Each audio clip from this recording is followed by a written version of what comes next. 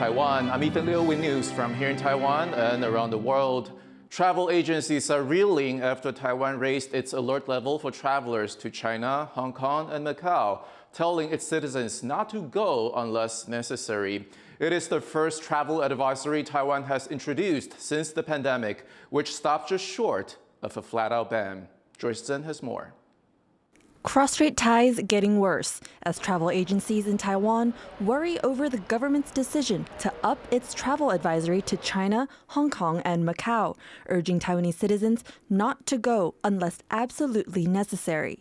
旅行业是蛮伤害的，我是不是不要一下子跳那么多级？跟大陆那边联系的结果就是没有影响，就是如期出发。 Taiwan has raised its travel alert for China to an orange warning, the second highest alert effective immediately, citing various changing national security laws by Beijing. It's just short of an outright travel ban. Just last week, new guidelines from Beijing threaten the death penalty for advocates of Taiwan independence. There were already concerns for the safety of Taiwanese travelers to China after a member of a tour group was detained there for several days. 如果政府没有因应状况去提醒国人注意危险讯号的话，是政府失职。 Beijing has been upping its coercion of Taiwan with military drills and suspension of tariff reliefs since President Taichung took office in Taipei in May. China analysts say Beijing's increasing use of legal means to reject Taiwanese sovereignty shows that it sees Lai as a real threat to its goal of unification, but that wielding its laws in this way could work against China in the long run. This has some potential for it to impact folks that aren't just Taiwan citizens, but all of the rest of us. And countries that send people to China or maybe to third countries that are friendly with China, you know, it puts in Beijing's court this decision to determine what is a Taiwan independence activity or not. Cross-strait analysts say by creating an environment where people are afraid to travel freely in China, whether it's for business, study, or to visit loved ones, hurts opportunities for political and personal dialogue, a risky path forward for an already tense relationship. Ethan Chen and Joyce Zhen for TaiwanPlus.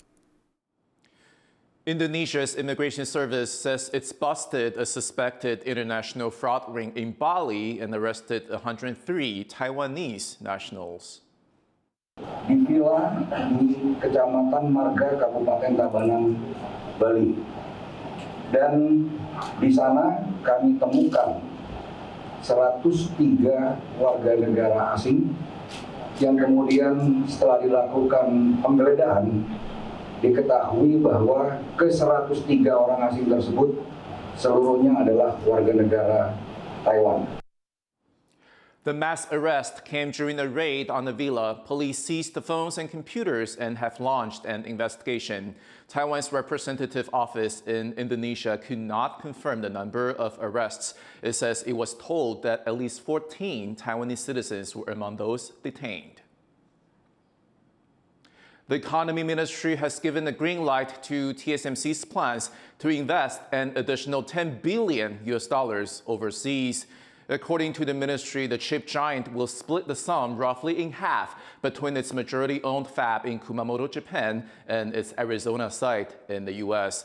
TSMC has already invested over $85 billion in these projects. Though this would mean more money leaving Taiwan, the ministry said the investment will help boost the global competitiveness of the country's chip industry. U.S. presidential contenders Joe Biden and Donald Trump locked horns during the live TV debate, taking personal stabs while discussing the U.S. economy, immigration, and foreign policy, among other topics. Reese Ayers reports on the debate and people's reactions to it. Muted mics and strict time limits didn't stop Joe Biden and Donald Trump from getting personal at their first live televised debate of this U.S. election cycle. My son was not a loser, was not a sucker. You're the sucker. You're the loser. His presidency is, without question, the worst presidency in the history of our country. I mean, what are you talking about? You have the morals of an alley cat. Give you a minute, sir. I didn't have sex with a porn star, number one. But between the quips and barbs, there was at least some insight into the two candidates' policies. One major issue for US voters, the economy. Hosts asked Trump how his planned 10% tariff increase on imports could add to inflation. It's not going to drive them higher. It's just going to cause countries that have been ripping us off for years, like China and many others, in all fairness to China. It's going to just force them to pay us a lot of money, reduce our deficit tremendously, and give us a lot of power for other things.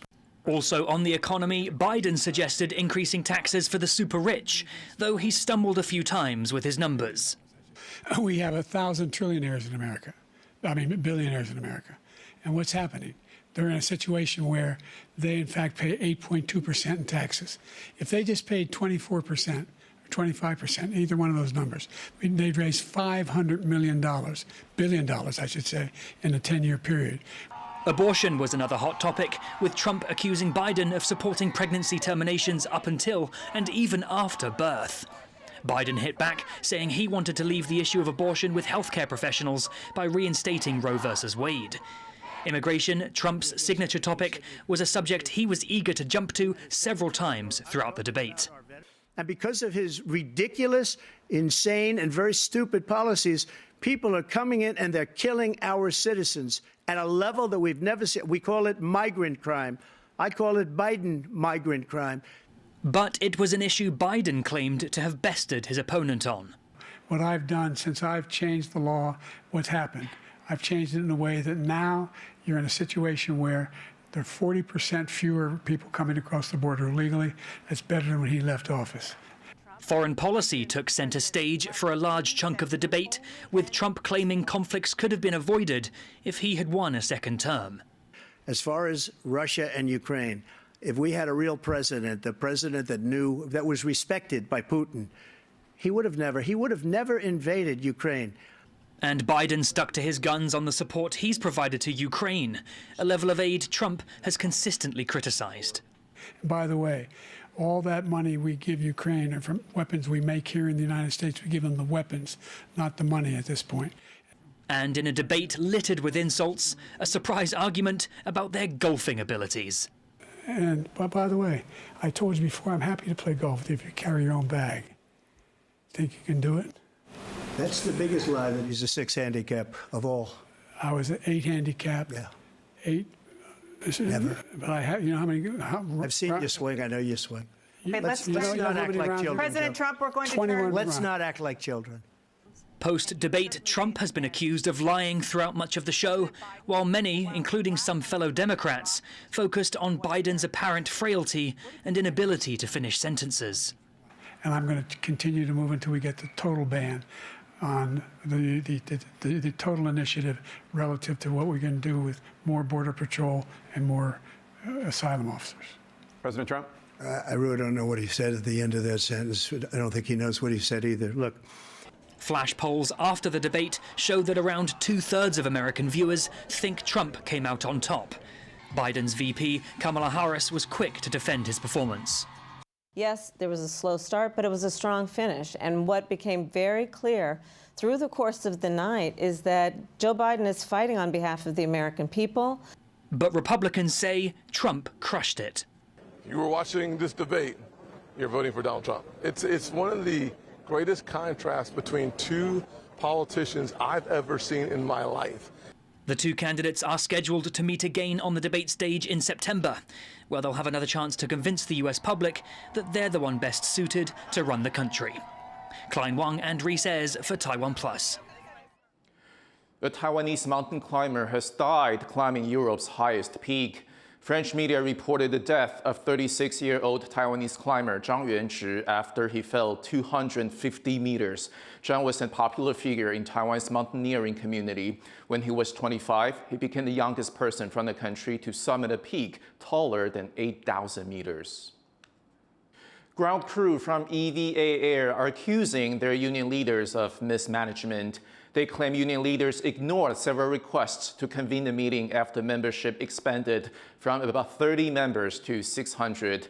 The crew argue their leaders elected when the union was much smaller are not running it properly.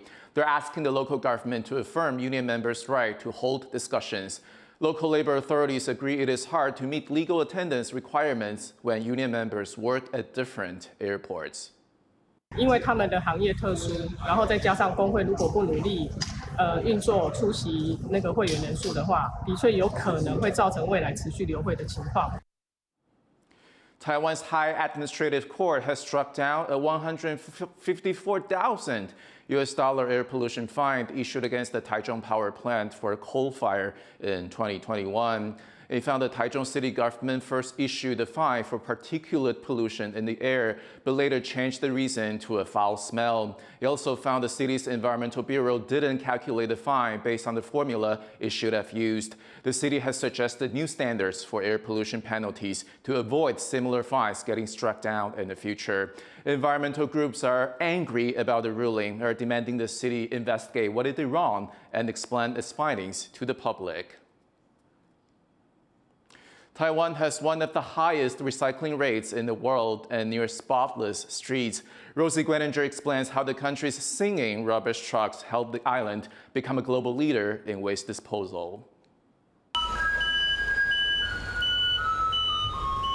Echoing through the streets of Taipei, Beethoven's Fur Release is a call to action to rush outside and throw out the trash.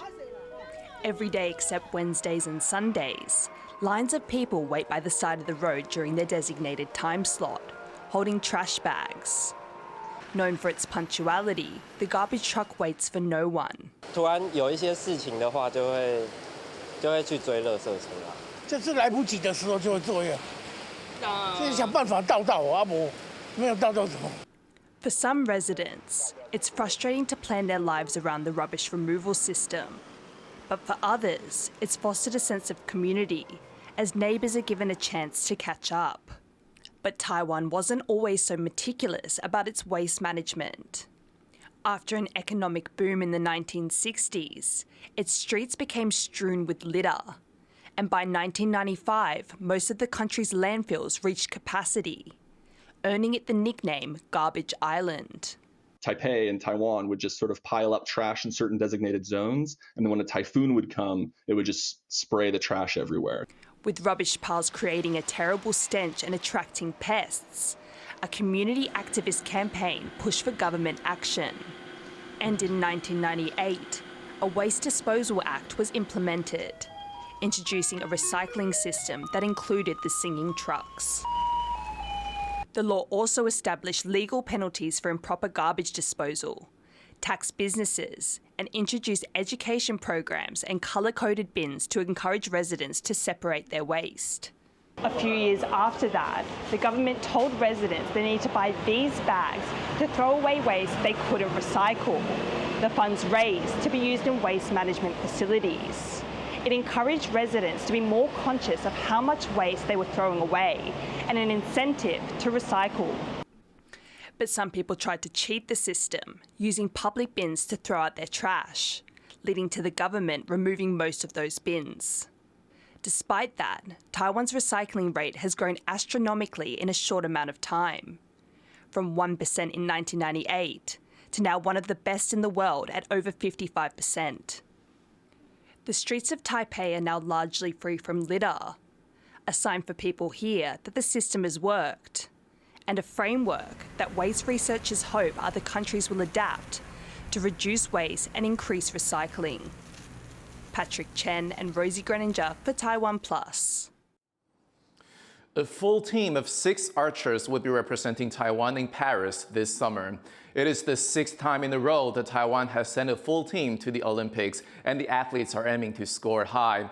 Tang Zhijun, who is making his 2nd Olympic appearance, will lead the men's team of first-time Olympic archers. Lei Chen-ying, a 4th-time Olympic veteran, will head up the women's team. Thank you for watching What's Up Taiwan. Finally, check out these luxury cars from across Europe gathering in Kosovo for the One Life rally. I'm Ethan Liu. Take care, and I'll see you next time.